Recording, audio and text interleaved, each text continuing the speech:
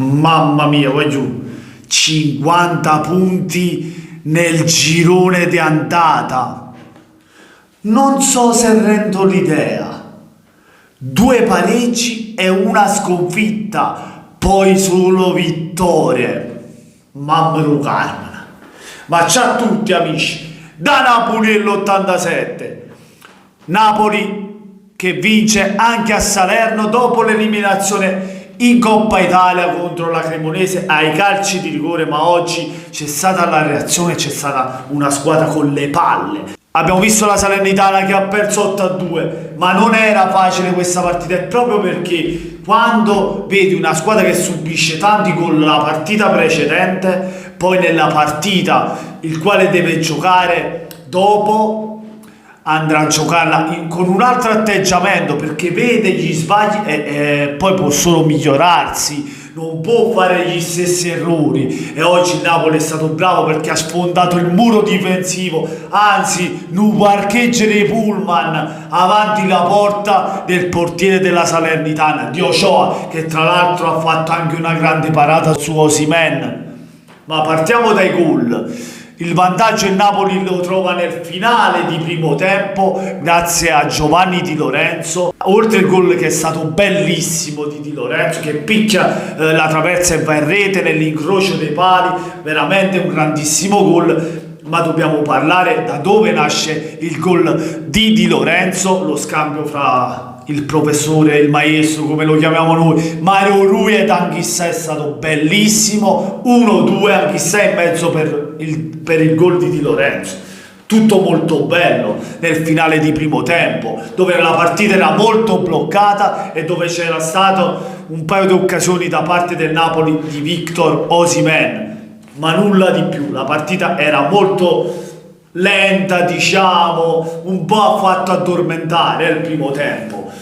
Secondo tempo il Napoli gioca meglio, anche perché trova anche gli spazi per far male alla Salernitana, perché la Salernitana doveva comunque aprirsi un po' e cercare comunque di pareggiare la partita, e il Napoli è riuscita a raddoppiare grazie a chi? Ad Osimhen, che questa volta trova il gol dopo un palo preso da Elmas. Bello anche il tiro da fuori di Elmas. Il gol di Osimhen non è un grandissimo gol, ma è un gol di un attaccante vero, un attaccante che si fa trovare sempre lì al posto giusto, al momento giusto. Abbiamo parlato dei gol, parliamo del primo tempo che praticamente vi ho detto tutto, era una partita dove ci ha fatto addormentare. Ci sono stati degli errori da parte del Napoli fra primo e secondo tempo. Gli errori sono stati di Kim, quell'ingenuità, quel giallo che si è andato a prendere, poi un tiro nello specchio di Piotek fra primo e secondo tempo, penso hanno fatto 2 tiri in porta la Salernitana, tutte e 2 di Piontek. Uno molto più pericoloso, quello dove nel secondo tempo Lobotka si addormenta un po', sbaglia il controllo su un passaggio semplice di Di Lorenzo, forse era anche un po' forte, ma comunque poteva far meglio Lobotka su quel controllo di palla, tant'è che va a finire sui piedi di Piontek e Piontek prende il palo. Ma qui c'è da dire, il palo lo prende grazie ad un Alex Meret. Partita dopo partita ci sta facendo vedere di che passo è fatto e di che parate sta facendo. Grande Meret. Poi il Napoli ha giocato molto bene nel secondo tempo, sicuramente più vivo che nel primo tempo. Abbiamo costruito di più, sicuramente potevamo fare. Io penso che il risultato, cioè, ci sta a vincere così 2-0, perché poi non è che ci siano state tantissime occasioni. È vero che siamo stati noi più a creare, la Salernitana a parte quel palo non ha fatto praticamente nulla. Niente ragazzi, mi è piaciuto Osimhen per l'atteggiamento, per come si va a prendere il pallone da felino da area di rigore. Mi è piaciuto il capitano Di Lorenzo, grandissima partita.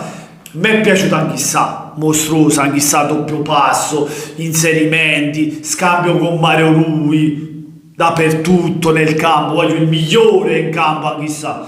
Oggi abbiamo ritrovato l'Anghissà che tutti noi avremmo voluto vedere e finalmente l'abbiamo ritrovato in questa partita. C'è mancato, perché nelle altre partite si è visto Lobotka, Zelinski così così, anche oggi Zelinski fa il suo lavoro sporco, fa il suo lavoro semplice, nulla di che, cioè proprio normale, tutto normale. Lobotka invece così così, perché è vero che ha fatto una partita come nello stesso tono di Zelinski, anche se ha fatto qualche passaggio un po' che non mi è piaciuto.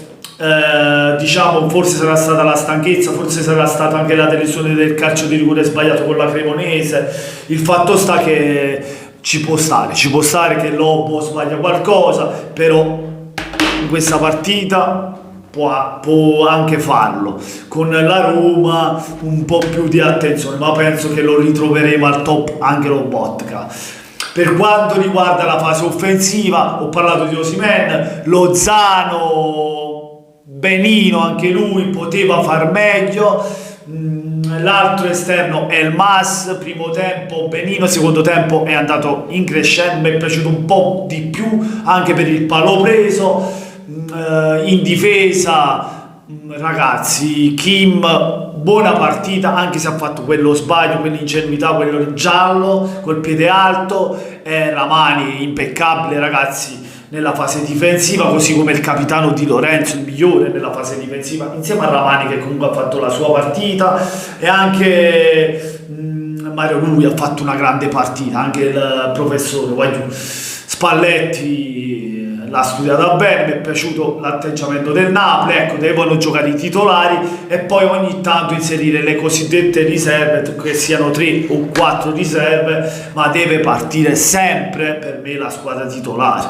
Poi se vuoi cambiare qualche volta, perché comunque devi far rifiatare, per quei 2 o 3 cambi e giochi la partita dall'inizio cambiando solo quei 2 o 3 giocatori.